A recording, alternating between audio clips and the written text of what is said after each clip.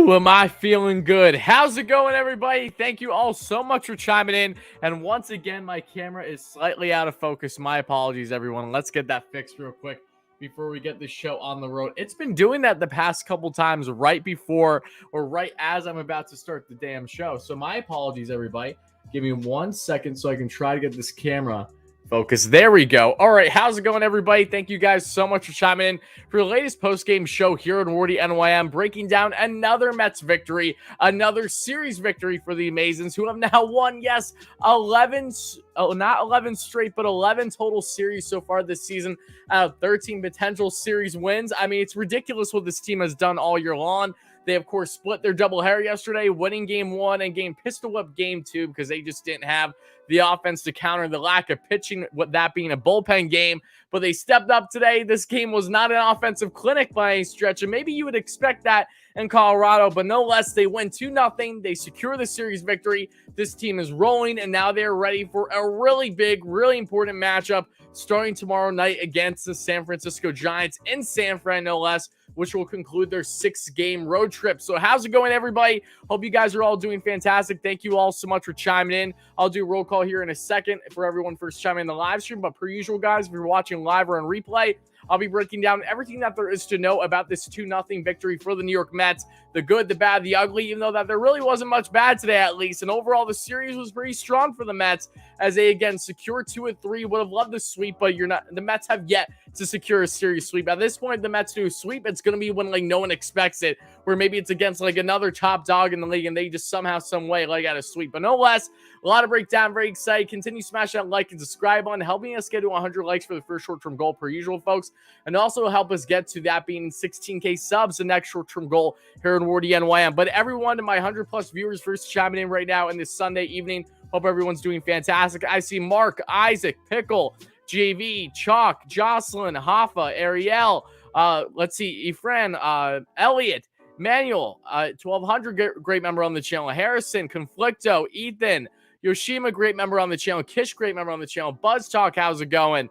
Timothy, American Mafia Media, Anthony, Stephen A, great member on the channel, Brendan, my man, great friend member on the channel. Let's see, going down the list further, Watermelon, how's it going? Anthony, all you guys, Dolores, appreciate every single one of you guys. First of all, what I want to ask everybody, folks, is how are you feeling? Let me know in the chat. How do you feel about this Mets victory? Mets need to stop signing Trevors, says 1200, who's not a fan of the Trevors on the Mets. I'm assuming he's referring to Trevor Williams' lack of performance yesterday.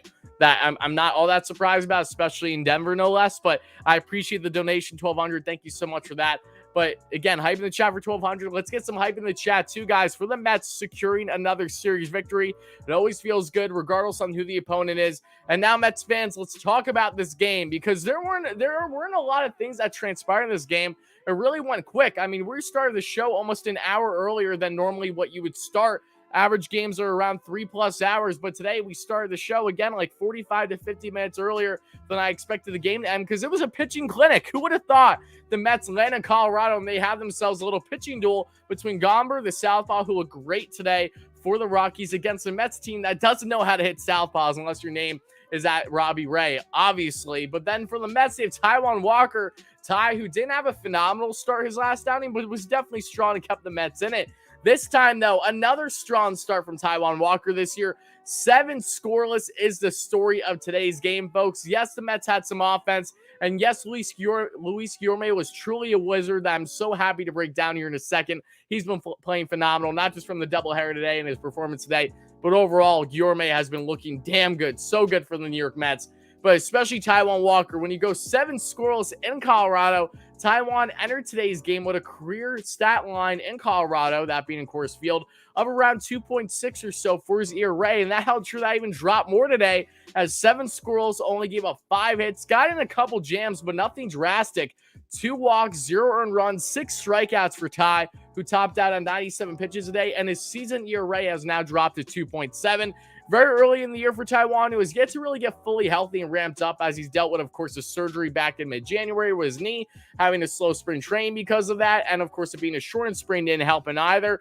Dealt with some back tightness that he's had, especially in that national start a couple starts ago. But no less, Ty has really stood out, and that split finger was working beautifully against a Rockies team that simply couldn't hit a lick in a lot of ways against Taijuan Walker and the New York Mets. But for the Mets today, the Mets, speaking of not being able to hit a lick, that was the story for them a little bit too today. They really didn't get much offense going.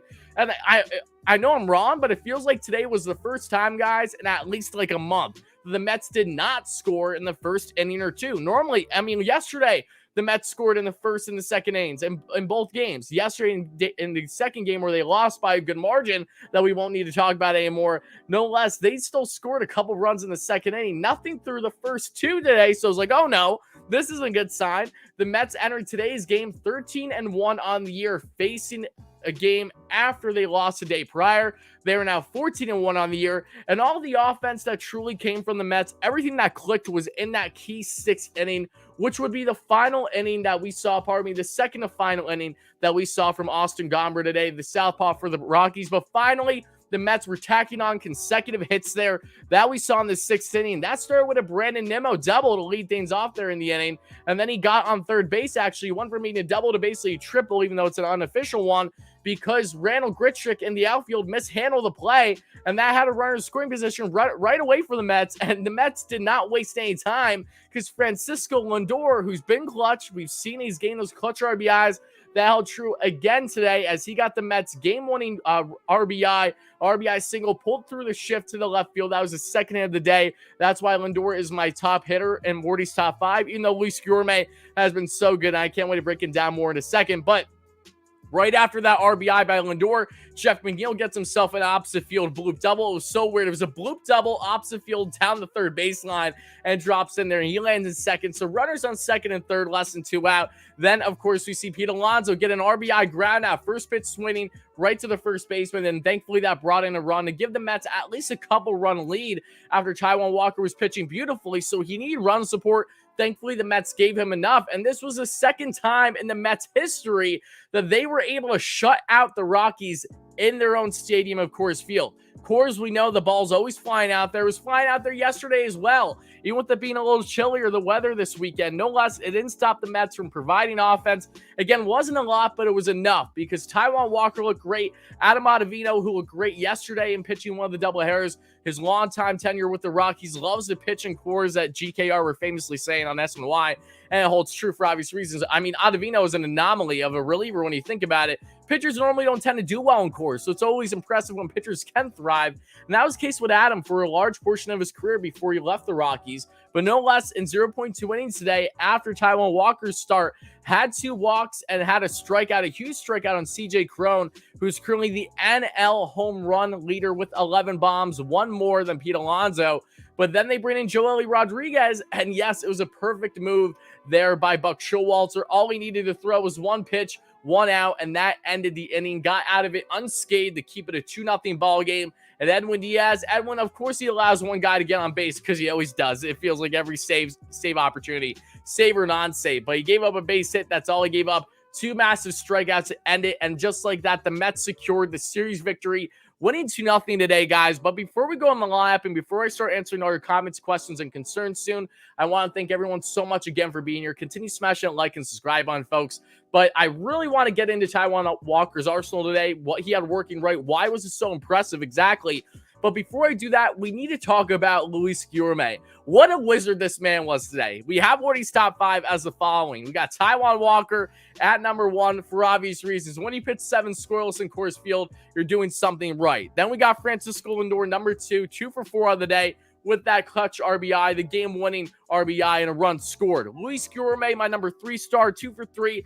But what did Luis do today? As you guys have seen in the highlights here in the postgame show, he was just phenomenal. I mean, this guy is one of the best lefty-on-lefty hitters I've seen in a while. Him and Brandon Nimmo leading the way for the Mets this season. Guillorme, who's basically been starting every day. I mean, he's been basically an everyday starter, what feels like more often than not over the past, 5 to 7 games. And really, since Robinson Cano was cut by the Mets a couple weeks ago, we've seen an increased role of Guillorme. And now I expect Guillorme at least starting 1 of 3 games every series. But we've been seeing more of him, especially at second base, because he's elite with the glove. Then you could have McNeil in left, or maybe you even have Guillorme at potentially third or short if you want to either have Lindor at DH for a day, or maybe you just want an off day for whoever would be there at third. Either way, Guillorme with his glove, simply phenomenal. Made 3 highlight reel plays today, you could argue, that we saw with that wizardry of his defense. The offense, ridiculous. He's putting on a clinic, heading for opposite field, lefty on lefty. I mean, Guillorme right now on the season, folks, as we speak, is batting .338 and an .857 OPS. This man's average skyrocketed. Not that average means much, but it just tells you that he's hitting the ball well. That's clearly resulting in some positive results for this New York Mets team. And Guillorme as well, since he started getting in that role of basically being an everyday starter over the past 5 to 7 games, he's batting right around 500. That's how good he's been batting. I mean, I hope this streak continues. He's been a blessing in disguise. He's blossoming before our eyes, right? That's what we're seeing with Luis Guillorme. And don't get me wrong, I don't expect these stat lines to stay consistent all throughout the year. I would love it. I hope it does. Not going to get my hopes up. But point again is the fact that the Mets are getting this type of production from a guy where you don't even know necessarily how large or how little of a role he was going to have on the Mets this year. Getting into this season, he's proven awfully quickly that, yeah, I'm here to stay. Yeah, you cutting Robinson Cano was a good idea. Now you give me more playing time. And for the people saying that, including myself, when Robbie got cut, it meant, okay, that means we're going to see a lot more Dom Smith, JD Davis.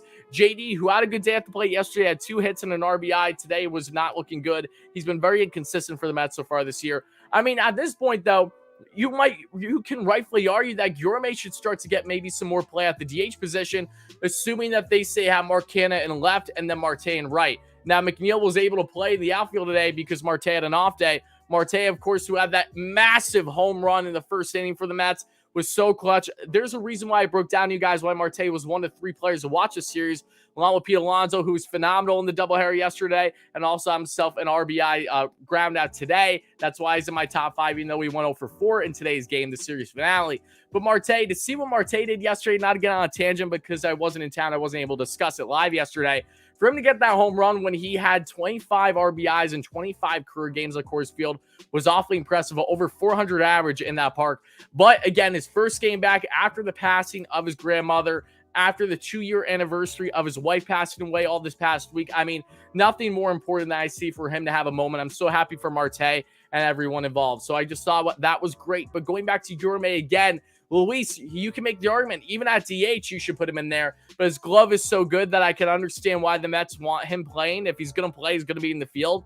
Then he put Jeff in left. Maybe even put Canha in DH sometimes because Jeff can handle left just fine. Maybe even, I wouldn't say better than Canha, but I wouldn't mind if it's best based on matchups. Either way, awfully impressed by Luis Guillorme, folks. And one more thing I would like to get into before we get to Taijuan Walker's numbers today and what was so brilliant about his arsenal was the lineup of the following, just in case you guys are wondering. Now, I know we have Wardy's top 5 here, but I want to break it down slightly more. The lineup as a whole today for the Mets, 1 for 4, Brandon Nimmo in the leadoff spot with a run score. Nimmo just does what Nimmo's best. He's batting just under 300 on the year with an 840 OPS. I cannot emphasize this enough. Extend that man, right? Then you have Francisco Lindor today. Lindor, a lot of people have been loving to talk down on Lindor. Lindor's been looking very good. Strong plate appearances is what we've seen from him over the past few series, especially Lindor 2 for 4 today. A run scored in an RBI and 1 strikeout. McNeil 1 for 4 with the lone extra base hit that the Mets had today. That was a double outside of, Brandon Nimmo had himself a double, I would say. They turned triple. On Baseball Savant, it doesn't say an extra base hit. I mean, are they really going to say that he was only due for a single, that error means that he shouldn't have even got double? I'm not sure, but I feel like Nimmo kind of deserved at least a double there because he went literally to third off that hit. No less, Alonso 0 for 4 with the RBI. That was important. Mark Canha 1 for 4 as well today. JD Davis 0 for 3. Again, a strikeout. Not a great day for JD at the plate. Unfortunately, I've been saying that more often than not, it feels like. Luis Guillorme 2 for 3. Just broke him down. So good. Tomasino 0 for 3. No hitting from the Mets catching position today. And Jankowski 0 for 3. And was this close to getting an infield single towards the latter half of the game. But unfortunately, after review, they turned it because he just missed it. It almost looked like Jankowski even slowed down a little bit when he went into the bag. Maybe because he thought he was that confident that he had it. Either way, very happy with the Mets victory today. Wasn't the prettiest one, just a mellow one. Want to be relaxed as you're watching a nice Sunday, afternoon. Just enjoying yourself as you're getting ready for the next week. But guys, talking about Taijuan Walker and his Arsenal. Let's do just that real quick, and then I'll get to all your comments. Again, appreciate everyone being here, folks. Smash that like and subscribe button. Help us get to 200 plus likes by the end of the show would be greatly appreciated. 16K subs for the next short-term goal here on the channel. We're doing great content, consistent content all week long here on the channel per usual. But Taijuan worked a 6-pitch Arsenal today, folks, and damn, was it a thing of beauty. 4-seam fastball, 38% of his Arsenal today for Taijuan. Topped out at 95 on the velo. The minimum was 91, and the average was 94. The splitter, 26% of his Arsenal yesterday. Today, 90 where he topped out. 88 is where he was at the minimum, and 89 was the average. Curveball, 15% of his Arsenal for Taijuan Walker today. 76 where he topped out. 73 was where he was at the minimum, and 75 was the average. Slider, 9% of Taijuan's Arsenal today. Not 89 where he topped out. 84 was the minimum. 86 was the average. Cutter, 6% of his Arsenal. Topped out around 92. Minimum was 86 and average was 89. And last but not least, the sinker, 5% of his Arsenal today. 93 where he topped out. 92 and then average was 92. So very impressed with Taijuan today to do this in Coors Field. I know he's had really good numbers in Coors throughout his career, but still damn impressive to do it against a Rockies team that entered this series only one game below 500. They blew away the Mets in game 2 yesterday after taking advantage of a lack of pitching the Mets had, thanks to, unfortunately, Trevor Williams, Adonis Medina, who Medina finally gave up runs for the Mets in the worst way possible. But to see the Mets and Taijuan Walker, led by Taijuan Walker, I should say, come out today in Coors and shut down the Rockies, where they can't even score a run on you. This is, I believe, the 7th time this season that the Mets have led their teams, their opponents, to go scoreless. That's impressive. This Mets team, I can't even say what their record is off the top of my head because they just keep winning ball games. So just to double check real quick, the Mets will enter tomorrow's game, folks, 28-15 on the season. As things currently stand, they're 8 games above the second closest team in the division, that being the Atlanta Braves. And again, chef's kiss, awfully impressive. So guys, let's start to get to your comments, questions, and concerns. I saw a donation or two. I see a bunch of comments I would love to read, but for people on replay, this is where I'll be cutting things off. So guys, please let me know in the comments below. How do you feel about the New York Mets winning another series with these? They've now only lost 1 series this year. They tied another, and they've won 11 out of 13 overall. That's a pretty damn good start for one of the best teams of baseball. Am I right? So let me know, how do you feel about this series? What are you looking forward to in the Giants series? And stay tuned, of course, because tomorrow at some point before later in the night where the Giants and the Mets have their first game, I will come out live with my latest series preview show. So stay tuned. But again, let me know your thoughts and comments below. Hit that like and subscribe button. People in the live stream, I'm going to answer your comments now. But again, for people on replay, this is where I'll be cutting things off.